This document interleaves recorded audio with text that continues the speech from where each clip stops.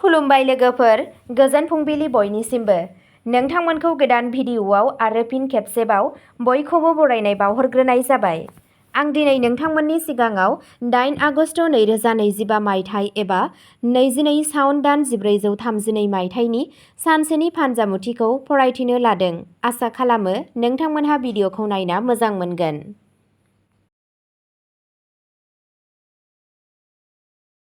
मेष राशि। दिनैनि साना नोंथांनि थाखाय मोजां सान। नोंथांनि गोसोआ गोजौ जागोन आरो मोनसे गोनां खामानिया जाफुंसार जानो हागौ। नोंथाङा नोंथांनि खामानिनि जायगायाव गोदान बिबानफोर मोनगोन, जाय नोंथांनि गावखौ फोथायनायखौ बांहोगोन। राङारि थासारिया गोख्रों जागोन आरो जायखिजाया थालांनाय रां मोन्नायनि आसा दं। नखरारि आबहावाया गोजोन आरो खुसि थागोन। नोंथाङा नोंथांनि गथ'फोरनिफ्राय मोजां खौरां मोननो हागौ। गावनि सावस्रिखौ जोथोन ला।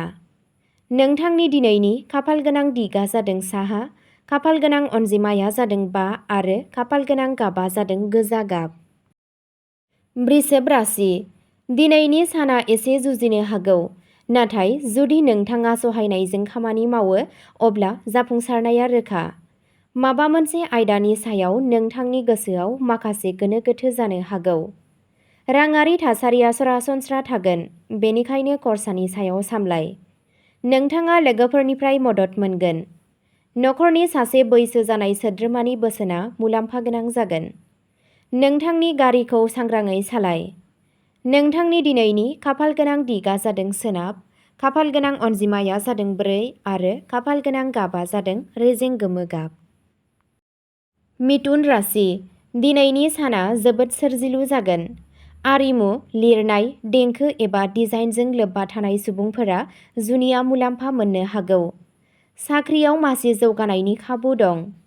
फालांगियारिफोरनि थाखाय मुलाम्फा गोनां दर-दामफोर जानो हागौ।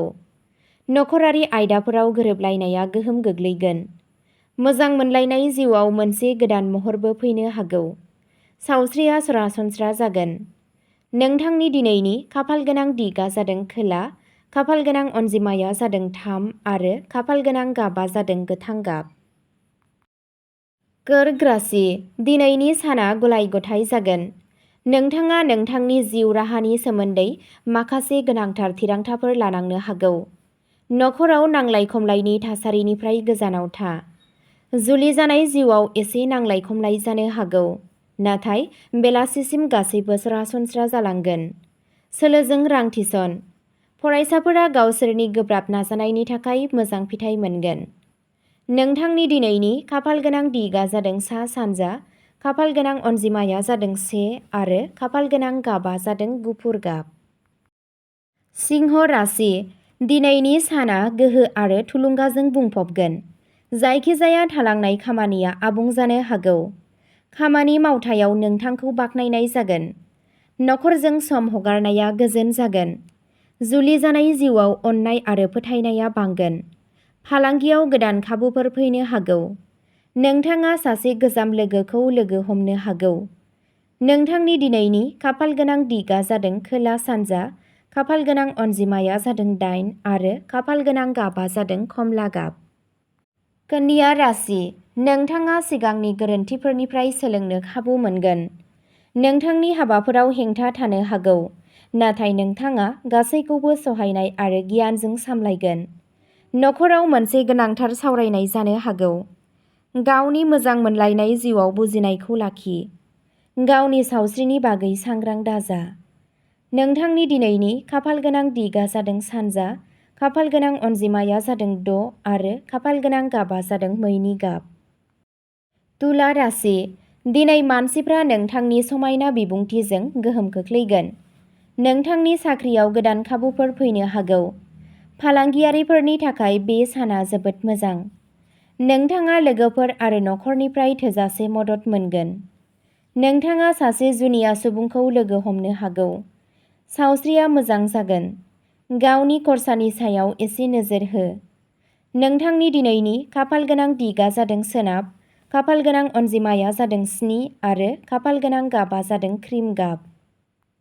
वृश्चिक राशि। दिनैनि साना जुजिनो हागौ, नाथाय नोंथाङा नोंथांनि खस्थ'जों गासैबो हेंथाफोरखौ बारहोगोन। मोनसे गोजाम बाथ्रा दान्थेलायनाया सुस्रांजानो हागौ। गथ'फोरखौ लानानै माखासे जिंगा जानो हागौ। खामानिजों सोमोन्दो थानाय आयदाफोराव नोंथाङा दावबायनांनो हागौ। नखरारि बिबानफोरा बांनो हागौ। नाथाय नोंथाङा बेफोरखौ मोजाङै सामलायगोन। नोंथांनि दिनैनि खाफालगोनां दिगा जादों सा-सोनाब, खाफालगोनां अनजिमाया जादों 2 आरो खाफालगोनां गाबआ जादों सिलरनि गाब। धनु राशि, दिनैनि साना मोजां जागोन। नोंथाङा खाफालनिफ्राय आबुं हेफाजाब मोनगोन। नोंथांनि साख्रि एबा फालांगियाव दावगानायनि खाबुफोर फैगोन। सासे गेदेरनि बोर होनाया मुलाम्फा गोनां जागोन। नखरारि जिउआव गोजोनथाव मोन्दांथिफोर फैगोन। मोजां मोनलायनाय जिउआवबो गोदैया सोलिबाय थागोन। रांखान्थियारि मुलाम्फानि खाबु दं। गावनि सावस्रिखौ जोथोन ला। नोंथांनि दिनैनि खाफालगोनां दिगा जादों सानजा, खाफालगोनां अनजिमाया जादों 9 आरो खाफालगोनां गाबआ जादों गोमो गाब। मकर राशि, दिनै नोंथांनि खामानिया बाख्नायजागोन। गोदान बिथांखिफोरनि खामानिया जागायनो हागौ। नखरारि आबहावाया मोजां थागोन। राङारि मुलाम्फानि इसारा दं। नोंथाङा नोंथांनि फिसाफोरनिफ्राय मोजां खौरां मोनगोन। बेयो रां थिसननायनि थाखाय मोनसे मोजां सान। नोंथाङा मोनसे समाजारि हाबाफारियाव बाहागो लानो हागौ। नोंथांनि दिनैनि खाफालगोनां दिगा जादों खोला, खाफालगोनां अनजिमाया जादों 3 आरो खाफालगोनां गाबआ जादों गोथां गाब। कुम्भ राशि, दिनै नोंथांनि सिङाव मोनसे गोदान गोहो सोमजिगोन। नोंथाङा मोनसे मख'जाथाव थिरांथा लानो हागौ जाय इयुनाव मुलाम्फा गोनां जागोन। नोंथांनि जिउ लोगोरिजों सोमोन्दोआ गोख्रों जागोन। नोंथांनि साख्रियाव मासि जौगानायनि खाबु दं। गोजाम कन्ट्रेक्टफोरा दिनै बाहायजाथाव जानो हागौ। गावनि सावस्रिखौ जोथोन ला, गुबैयै आदारनि बेलायाव। नोंथांनि दिनैनि खाफालगोनां दिगा जादों सा, खाफालगोनां अनजिमाया जादों 1 आरो खाफालगोनां गाबआ जादों गुफुर गाब। मीन राशि, दिनैनि साना सोरजिथायजों बुंफबगोन। रोजाबगिरि आरो फरायसाफोरा जुनिया मुलाम्फा मोननो हागौ। जिउ राहायाव गोदान खाबुफोर सोमजिगोन। मोजां मोनलायनाय जिउआव थाजिम मोन्दांथि फैगोन। नखरारि खुसिया देरहागोन। बिमा-बिफाजों सम हगारनाया गोजोनथाव जागोन। सावस्रिया मोजां जागोन आरो गोसोआ खुसि जागोन। नोंथांनि दिनैनि खाफालगोनां दिगा जादों खोला-सोनाब, खाफालगोनां अनजिमाया जादों 7 आरो खाफालगोनां गाबआ जादों गोथां गाब। अब्ला दिनैनि भिडिअ'आ एसेनोसै।